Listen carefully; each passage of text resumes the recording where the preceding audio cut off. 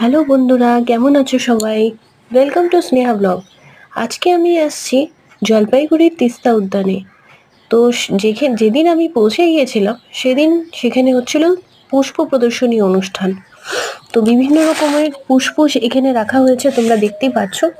এখানে এমন কিছু পুষ্পও আছে যেগুলো হয়তো আমরা কখনো আগে সচরাচর দেখতে পাই না। আর কিছু কিছু ঔষধি পুষ্পও রাখা হয়েছে যেগুলো দিয়ে আমরা ওষুধও তৈরি করতে পারি। তো যাই হোক, তোমরা দেখো কি সুন্দর সুন্দর ফুল রাখা হয়েছে এখানে। তো প্রত্যেকটা ফুলের আলাদা আলাদা আকার, কালার আছে।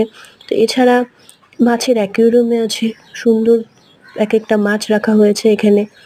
তোমরা যারা জলপাইগুড়ি তিস্তা উদ্যানে এসছো বা আসবে, অবশ্যই তোমরা এই সুন্দর জিনিসগুলো দেখে যেতে পারবে।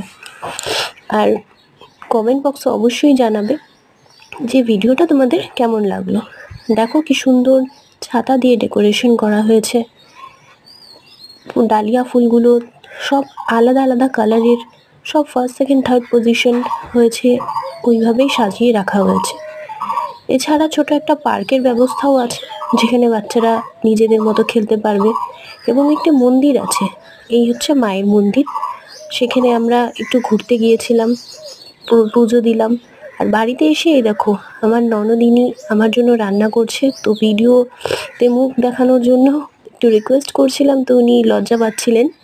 যাই হোক, খুব সুন্দর রান্না করেছিলেন উনি, খুবই টেস্টি, তার বলার মতো না।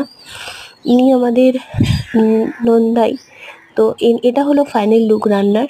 তো তোমরা অবশ্যই জানাবে ভিডিওটা তোমাদের কেমন লাগলো। লাইক, কমেন্ট, সাবস্ক্রাইব করে দিও। টাটা।